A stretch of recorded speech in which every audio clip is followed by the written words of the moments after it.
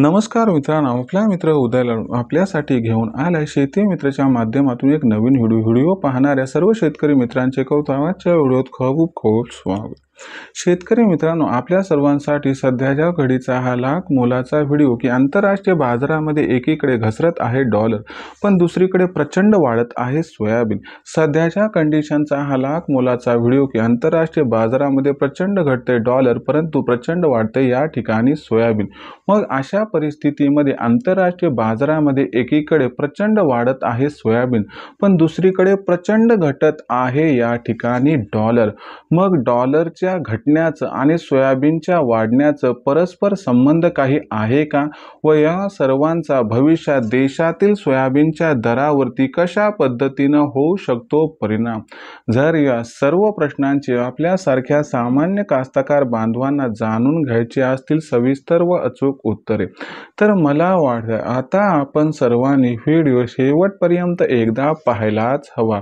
व त्याचबरोबर व्हिडिओ शेवटपर्यंत पाहत असताना जर आपल्याला आवडला तर नक्की व्हिडिओज करा या ठिकाणी एकदा लाईक, व त्याचबरोबर जास्तीत जास्त कास्तकार बांधवांपर्यंत व्हिडिओ पाठविण्यासाठी जरूर या ठिकाणी व्हिडिओज करा एकदा शेअर, व चॅनलला सबस्क्राईब करून जरूर नोटिफिकेशन बेलला ऑल करा। याच्यामुळे येणारा प्रत्येक व्हिडिओ आपल्या सर्वांना मिळत राहतो या ठिकाणी सतत। शेतकरी मित्रांनो, आपल्या सर्वांसाठी सध्याच्या घडीचा हा लाख मोलाचा व्हिडिओ की आंतरराष्ट्रीय बाजारामध्ये एकीकडे प्रचंड घसरत आहे डॉलर, पण दुसरीकडे प्रचंड वाढत आहे या ठिकाणी सोयाबीन। मग आंतरराष्ट्रीय बाजारामध्ये डॉलरचं घटण्याचं व सोयाबीनचं वाढण्याचं परस्परांशी काही नातं आहे का, याचा भविष्यात देशातील सोयाबीनच्या दरावरती कशा पद्धतीनं होऊ शकतो या ठिकाणी परिणाम, या प्रश्नांची आता जाणून घेऊयात या ठिकाणी आता सविस्तर व अचूक उत्तर।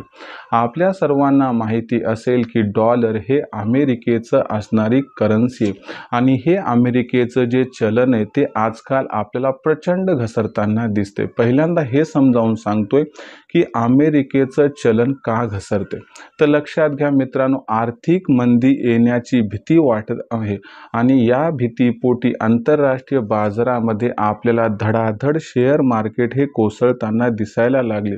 याच्यामुळे आपल्याला डॉलरचं जे असणारं मूल्य ते कमी होताना दिसायला लागले। आता डॉलर कमजोर झालं की डॉलर मधील असणारी गुंतवणूक ही या ठिकाणी जी आहे ती ॲग्री कमोडिटीजकडे जात असते, आणि याच्यामुळे आपल्याला एकीकडे सोयाबीनचा बाजारभाव हा सुधारताना दिसतोय। दुसरीकडे डॉलर जर या ठिकाणी कमजोर होत गेलं तर आपोआप जे काही त्या ठिकाणी चलनाचे दर आहेत त्याच्यामध्ये फायदा होत असतो, आणि याच्यामुळे डॉलर जसं जसं कमजोर होत जाईल तसा तसा ॲग्री कमोडिटीजला फायदा होत असतो, आणि याच्यामुळे आपल्याला सध्या सोयाबीनचा बाजारभाव हा सुधारताना दिसतोय। या सुधारणेमुळे भविष्यात जर आपल्याला सोयाबीनची बाजारभाव पातळी $11 प्रति बुशेल्सपर्यंत येताना दिसली तर आश्चर्य वाटायला नको। मग अशा परिस्थितीमध्ये या सर्व घडामोडींचा परिणाम देशातील सोयाबीनच्या दरावरती भविष्यात कशा पद्धतीने होऊ शकतो, चला घेऊया समजून।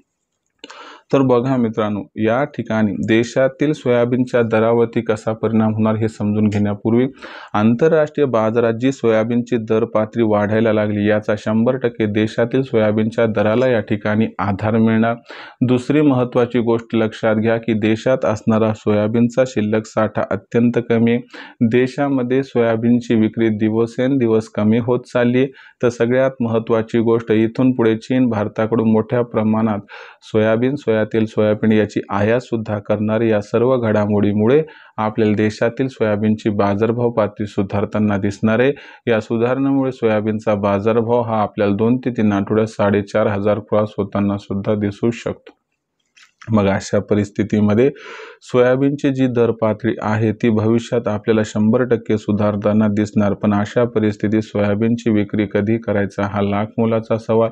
तर मला वाटते जास्त लोक कामाचा नाही, जास्त आपण अतिउत्साही न बनता 5,000ची वाट न बघता 4,500च्या दरावर 100% करा या ठिकाणी सोयाबीनची विक्री।